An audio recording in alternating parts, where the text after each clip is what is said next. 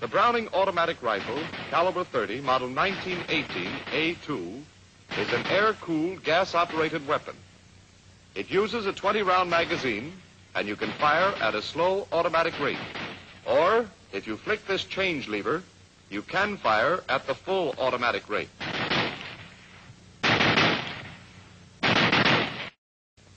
So much for the description. What we want to find out now is the principle of operation. To help us see how this weapon works, we'll use this cutaway model. Flick the change lever off safe. And we'll start the firing cycle with the cartridge igniting. As that happens, gases travel along the barrel and into the gas cylinder. Now let's use the animated drawing and follow the course of the expanding gases through those labeled parts.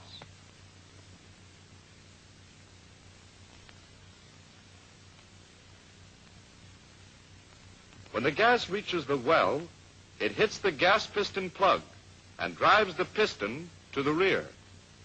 At the same time, the bullet leaves the muzzle. The gas now escapes through the gas cylinder body opening, the end of the barrel, and through 6 escape holes.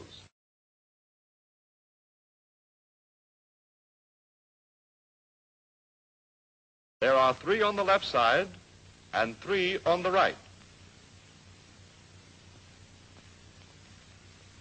Remember, the piston is moving to the rear. It is attached to the slide. This action compresses the recoil spring.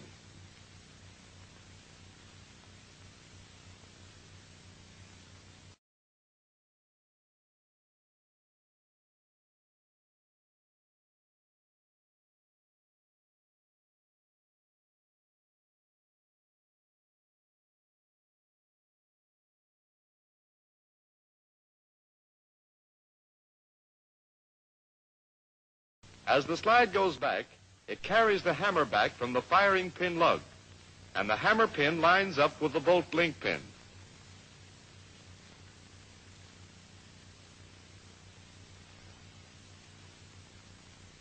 Now let's go to the other side.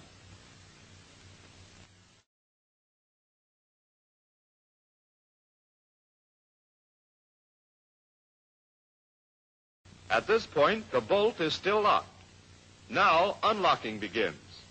The bolt link revolves forward about the hammer pin, and the bolt lock is drawn out of the locking recess.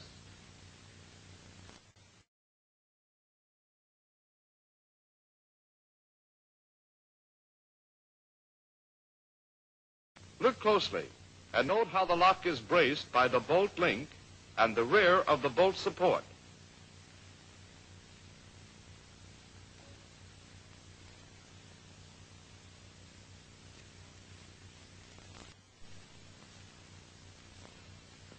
Initial slow extraction starts as the lock cams out of its recess. Then the case is further loosened when the lock cams against the bolt support.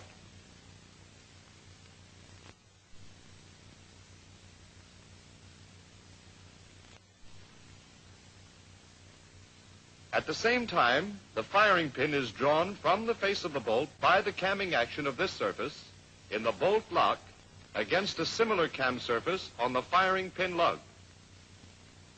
Now in animation from the other side.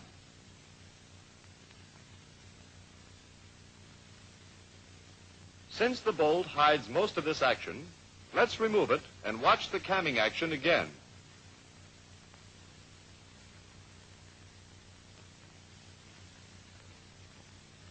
Now extraction and ejection takes place. The cartridge case is pulled out and drawn to the rear, held by the extractor. Then the cartridge strikes the ejector, pivots about the extractor, and is thrown out of the receiver.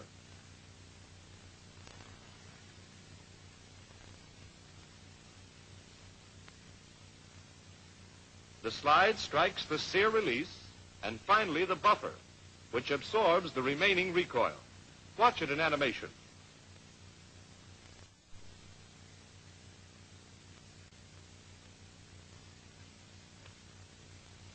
Here's how the buffer works.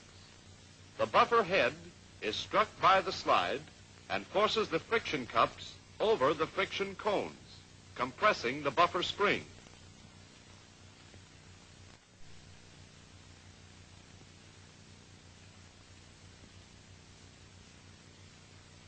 In the forward movement, the action of the bolt link, hammer, and bolt lock is the reverse of the rearward movement.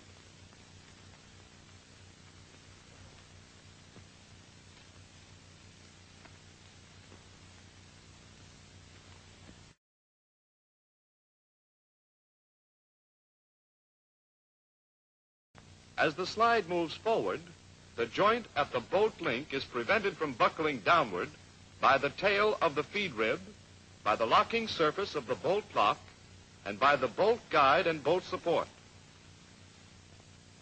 When the slide is moved about 1/4 of an inch, the front end of the feed rib strikes the cartridge, and it starts out of the magazine. The cartridge strikes the bullet ramp and is deflected up toward the chamber. Then it's forced out of the magazine by the bolt. The bullet slides up the face of the bolt and under the extractor. Then the bolt is locked as it continues forward.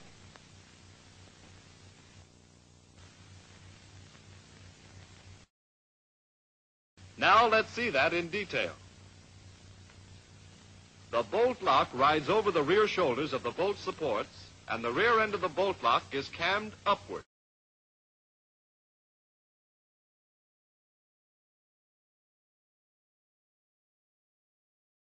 Now the bolt link revolves backward around the hammer pin.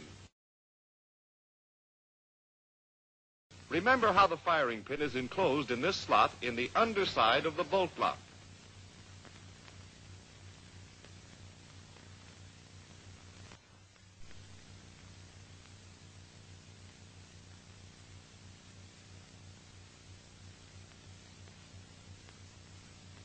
As the bolt lock is cammed up, the firing pin is freed by the bolt lock. The slide and hammer move on, carrying the hammer pin past the bolt link pin.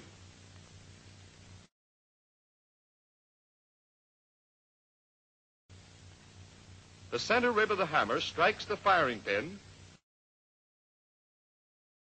driving it forward, igniting the round. This cycle will be repeated, and the rifle will continue to fire as long as the trigger is held back.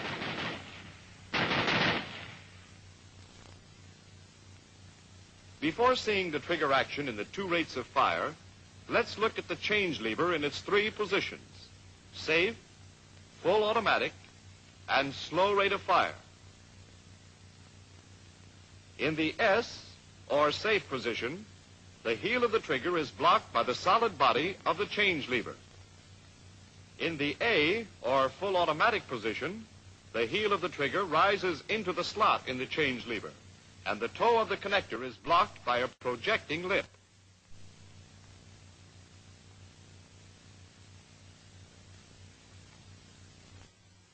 In the F, or slow rate of fire position, the body of the change lever is cut away and allows the trigger and connector to rise to their highest points.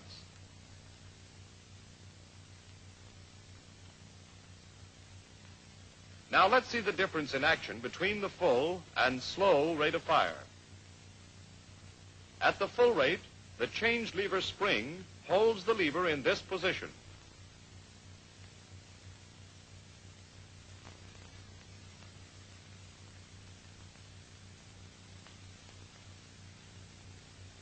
This part, the connector, is held against the sear and keeps the sear nose depressed, so the rifle will keep firing until the magazine is empty or the trigger is released.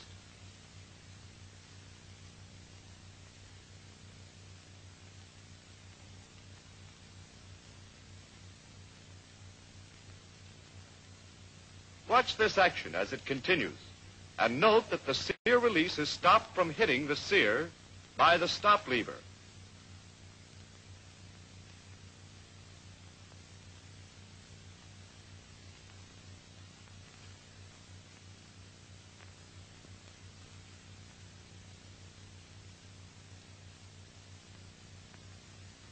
That's what happens when the change lever is set at full rate.